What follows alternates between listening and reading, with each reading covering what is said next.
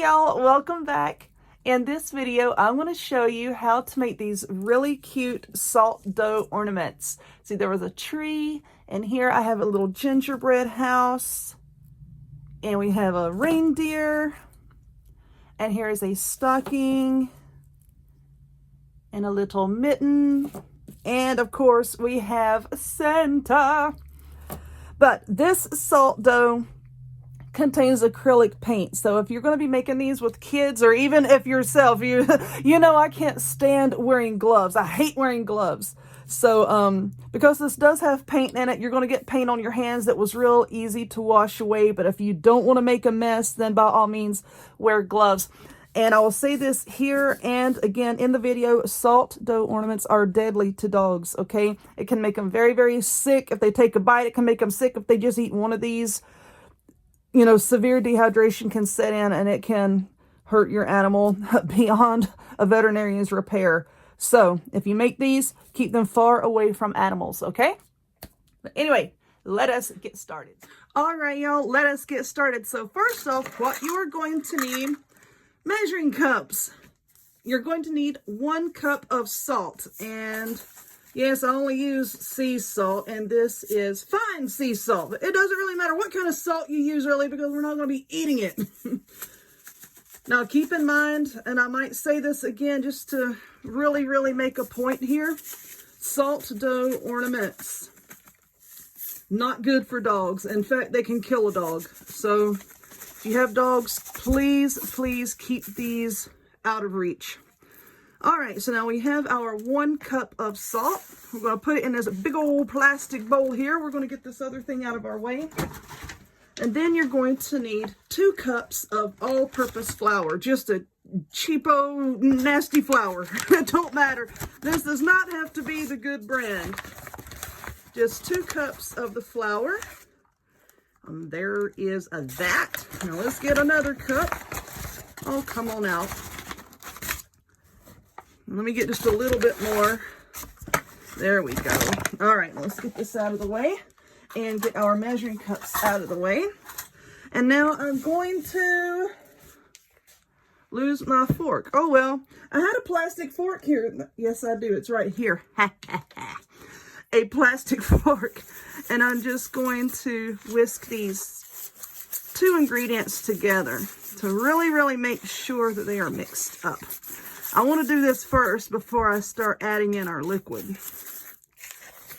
Now, I've seen a lot of salt dough recipes, and this one is going to have acrylic paint in it. And what the paint is going to do is give us a really, really nice, bright white result, okay? So that's why I'm going to be putting paint in it.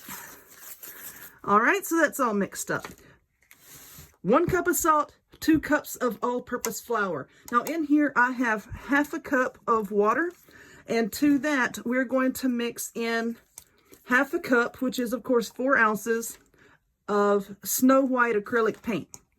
And yeah, I get this at Walmart. It's nothing fancy, just your regular old 50 cents a bottle acrylic paint. So we're going to dump all of our paint in there, and then we're going to slowly add it in to our flour and salt mixture. Because depending on where you live, altitudes and whatnot,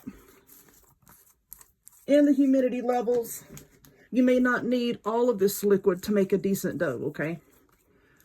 All right, so we're mixing this up. And I'm just going to stir it up with my fork. And then I do have this big old plastic spoon over here. And you just want to keep pouring just a little bit of this at a time. And then mix it up. Pour and then mix, pour and then mix. Until you have a decent moldable dough consistency. All right, so we got our paint in there. Now I'm just going to take this fork and give her a good stir. Just make sure that it's not like, oh, glopped up on the bottom. You don't want a gloppy bottom. All right. Mixing this up. And this table is an absolute mess. I'm sitting here looking at this, and good Lord, it's like I've got some sewing projects over there. I got some more ornaments over there. I was mixing resin earlier, and I've got that over there. I've just got a big old mess. I need to clean up here in a minute. All right, so now we're going to take this and just pour it a little at a time and just mix it up, like I said, until you get a really nice moldable dough. Think about Play-Doh, because that's the kind of consistency that we're going for, is Play-Doh here. Of course, I'm not going to make y'all watch me mix all of this up, because this is going to take a few minutes. Let's see how crumbly. So just pour in a little bit more. Dump some on your table too, because you know that's important. Now, the liquid that I'm using here, if that turns out to not be exactly enough, just drizzle in a little bit more water until you do get a Play-Doh consistency. But anyway, let me work on this and I'll be back here in a minute. Okay, so this is what I have so far, and I did, because I don't really think that I got all of the paint out of here, or I used just a tad too much flour or something. But anyway, I did have to add in just a little bit more water. And then I stirred it with the spoon, and then I smashed it with my hands a little bit until I got this big lump here. You just really have to keep working with it, okay? And now that it looks like this, as you can see, it looks still kind of really coarse and not smooth at all. Now what we're going to do is we're going to set this off to the side. And I thought I had parchment paper, but I don't. What I have is a squeaky chair and some aluminum foil. This is the non-stick foil, okay? So I'm just going to put a piece of that here on my table. And then I want to take my dough and put onto that. Now what you need to do is you need to knead this just like you would like bread dough. I'm not going to do a lot of it because this is crinkling, but just knead it, smash it, and then fold it over and smash it and just squish it and work with it for a good 5 to 7 minutes. And the more that you work with it, the smoother and nicer it's going to look, okay? It's not going to continue to look coarse like this. If it starts to get sticky, just take just a sprinkling of flour and put over it and just keep squishing, squishing, squishing. And like I said, the more you work with it, you're going to see that it's going to start to get really, really smooth. Okay? So now I'm going to go start squishing and set a timer, and then we'll come back here in a few minutes. Okay, so what we have here now is I just kneaded and kneaded and kneaded and kneaded until my dough, like I said, got to a really smooth Play-Doh-like consistency. And then I laid it on this cookie sheet. And I sprinkled down some flour before I put it on the cookie sheet so that it won't stick. And then I sprinkled a little bit more flour on top of it. And I used just a plain old wooden rolling pin. And I rolled it out to, I don't know, this is a little less than 1/4 of an inch thick. I mean, you don't want it really thick because then it's going to take a long time to dry. And you don't want it so thin that when, you pick it up and mess with it, it's going to break. So just roll it out, like I said, a little bit less than 1/4 of an inch, but not quite 1/8 of an inch. You can just eyeball it. But anyway, what you're going to do now, and this is optional, this is one of those embossed rollers from Cake Boss that everybody is going nuts over from the Dollar Tree. You can get these on Amazon as well. And what I'm going to do, like I said, totally optional, I'm just going to lay it on my dough and apply even pressure. If you make a lot of cakes, then you know what I'm doing. I use these on my pie crusts as well, because y'all know I'm extra when it comes to baking and making things. And I'm not putting a whole lot of pressure on here. Just rolling, rolling, rolling, rolling, rolling, rolling. Okay, rolled it all the way across. And then I'll leave this smooth over here because I may want to paint some. Now you're going to use a cookie cutter and just press it straight down into your dough and straight back up. Let's see, this has some print on it. Straight down, straight down. Now, to get these to harden up, you can just leave it out at room temperature and it will air dry. So, you know, like if you're making this with a class or something and you don't have access to an oven, it is absolutely fine. These will air dry. Or you can put them in an oven at 200 degrees for 2 to 3 hours. You know, just keep an eye on them. All right, now that I've smushed my cookie cutter down in there, I had a paper straw. Where did my paper straws go? Hold on, my little boys were in here earlier playing. They know not to come in here, but I have a piece of a paper straw. You can use any drinking straw, and then you're just going to press it down like that, and then that will make a hole where you can put a string or a ribbon. Now, of course, when you pick these up off of the pan or wherever you're rolling these out, carefully use a spatula, and then these little center pieces will just pop out, okay? There. And now you can do the same thing. You can do some with a smooth edge too. It doesn't matter. Just always straight down like that. I'm going to let these air dry. And then when they dry, I will come back and show you what they look like. I'm just going to let them lay on this pan. And I'm just going to take the extra dough here and just pull it away like that.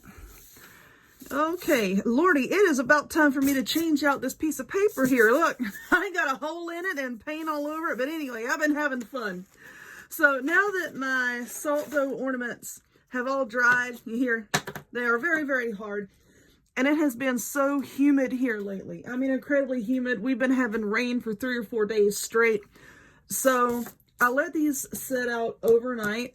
And they weren't completely dried, so I did stick them in the oven for like 2 hours at 200 degrees, and they hardened right up. Now, if you look at them, and sometimes you can see like how they'll have like a little rough edge on here where you cut them out. You can get one of these little sanding blocks from the Dollar Tree, and this is the fine or medium grit. Like one part of it is fine grit, one part of it is medium grit. And then you can like just buff out your rough edges just like that. If you want to, you don't have to. But as you can see, this one here is just the plain one.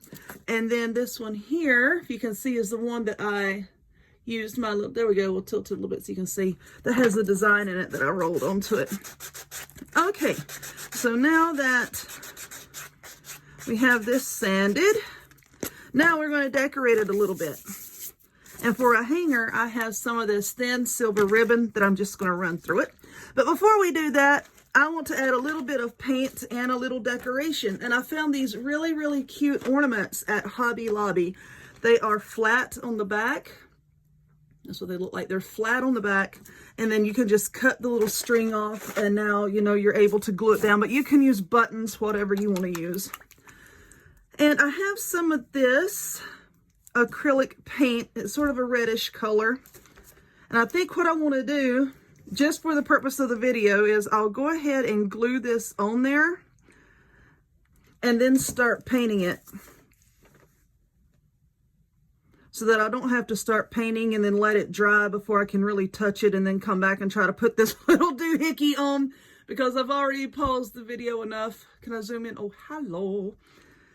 There we go. Okay, so I have this reddish looking acrylic paint. The color is Cherry Cobbler.